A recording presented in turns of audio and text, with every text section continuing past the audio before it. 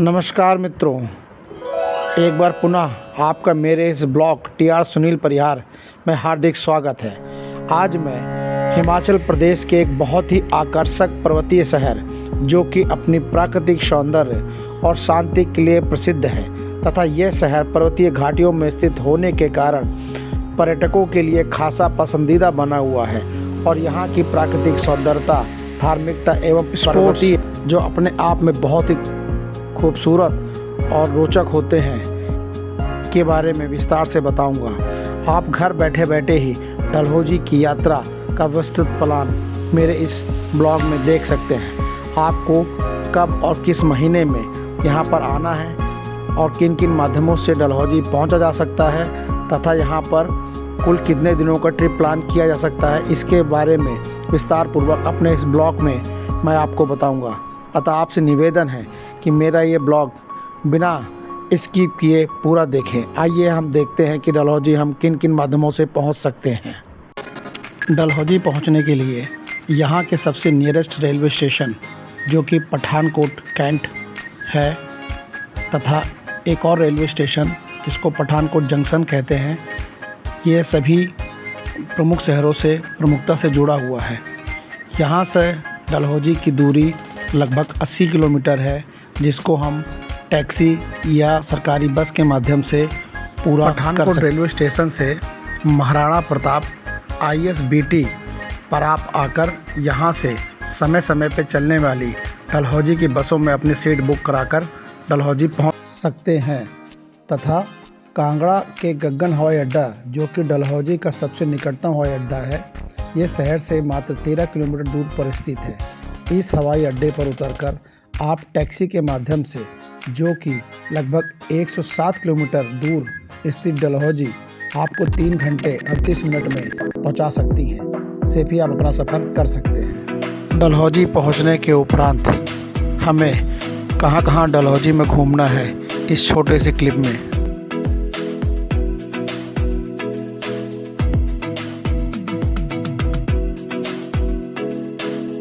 आइए अब हम लोग आपको ले चलते हैं डलहौजी के माल रोड में। डलहौजी माल रोड को ठंडी रोड तथा गर्म रोड 2 भागों में बांटती है।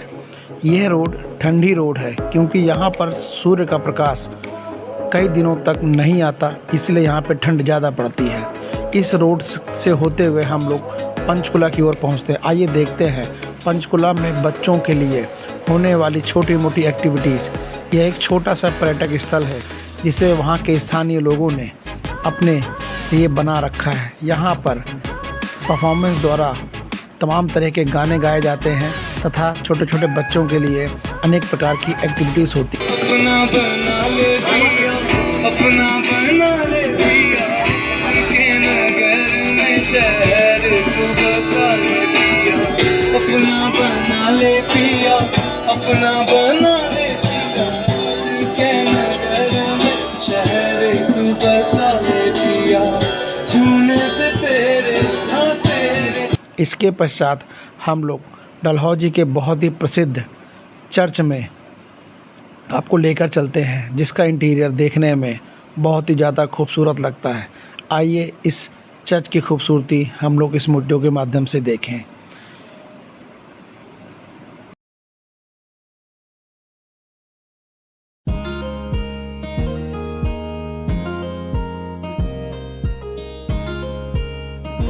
दूसरे दिन की शुरुआत हम लोग चमेरा लेक के रास्ते पर जाकर करते हैं। डलहौजी के कुछ सबसे महत्वपूर्ण व खूबसूरत प्राकृतिक सौंदर्यों में से एक चमेरा झील ऐसे ही आकर्षणों में से एक है जिसे लगभग हर पर्यटक डलहौजी में देखना पसंद करता है। डलहौजी से लगभग 25 किलोमीटर दूर स्थित सुंदर चमेरा लेक वास्तव में चमेरा बांध द्वारा निर्मित एक बहुत ही भव्य जलाशय है जो कि 1700 मीटर ऊंचाई पर स्थित है।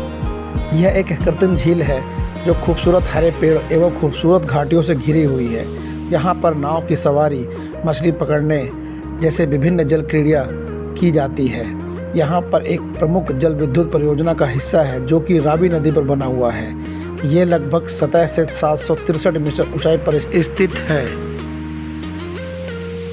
इस झील का स्थान इसलिए अनुकूल है क्योंकि यहाँ से डलहौजी, चंबा और पठानकोट ज़िले आसानी से पहुँचा जा सकता है, जो कि इस झील से क्रमशः 25 किलोमीटर, 40 किलोमीटर और 100 किलोमीटर दूर स्थित है। चमेरा झील को पूरे साल देखा जा सकता है, लेकिन अगर आप वास्तव में इस झील को बर्फ़ के सफ़ेद चादर में देखना चाहते हैं तो यहाँ पर दिसंबर में ज़रूर आए।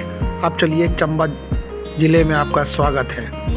चंबा जनपद के बारे में क्या कहें, इसमें हर्षदीप कौर का ये गाना बिल्कुल सही बैठता है, जिसे आप लोग ध्यान से शिमले न बसिए, कसौली न बसिए, चंबा जाना जरूर। ये पंक्तियाँ आपको चंबा ज़िले की खूबसूरती का अलग ही एहसास कराएंगी।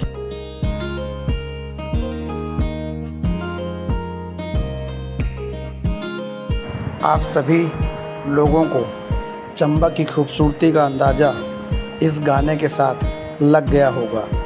यह ज़िला प्राकृतिक मौसम के लिए अपने आप में ही बिल्कुल अनूठा है। यहाँ पर कब बारिश हो जाए, इसलिए आप जब भी इस जगह घूमने आए, छतरी अवश्य साथ में लेकर आए। यहाँ पर पाए जाने वाला लक्ष्मी माता का मंदिर, जो कि बहुत ही पुराना है, उसको ज़रूर देखें। साथ ही साथ चंबा जिला का प्रसिद्ध भूरी सिंह संग्रहालय देखना भी ना भूलें, जिसमें चंबा के पूर्व इतिहास के बारे में विस्तृत रूप से बताया गया है। तीसरे दिन की शुरुआत हमारी डलहौजी से खजियार रूट पर हुई। खजियार की दूरी डलहौजी से मात्र 22 किलोमीटर है, परंतु इस 22 किलोमीटर का सफ़र अपने आप पर ही देखते ही बनता है। यहाँ पर रास्ते पर ही डलहौजी पब्लिक स्कूल पड़ता है, जिस पर गदर एक प्रेम कथा की शूटिंग हुई थी। यहाँ पर एक बेजू पार्क पड़ता है, जिसमें भारतीय सेना से संबंधित अनेक घातक मिसाइलें, टारपीडो तथा चिनूक हवाई जहाज के मॉडल के रूप में रखकर उसको टूरिस्टों को दिखाया जाता है।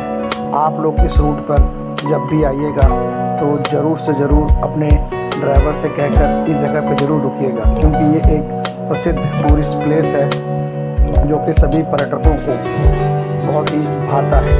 डलहौजी पब्लिक स्कूल की खूबसूरती अपने आप में ही देखते ही बनती है। इन्होंने लगभग 20 किलोमीटर के रास्ते को इतना अच्छा बना दिया है कि ये दूरी कब यहाँ से पास हो गई पता ही नहीं चलता। आइए देखते हैं यहाँ की खूबसूरती।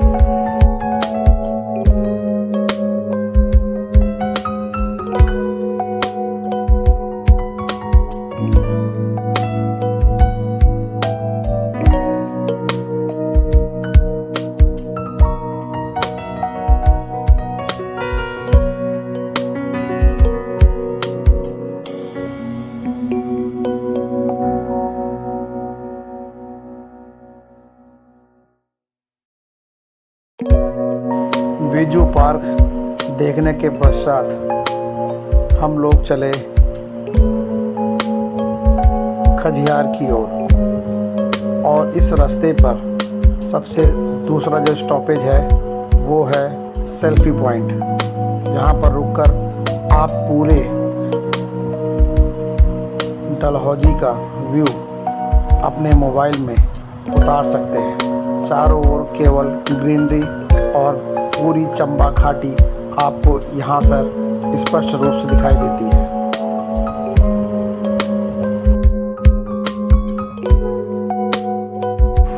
अब हम लोग चलते हैं डलहौजी की सबसे ऊंची चोटी, जिसे डैन कुंड चोटी कहा जाता है, जो कि समुद्र तल से 2755 मीटर की ऊंचाई पर स्थित है।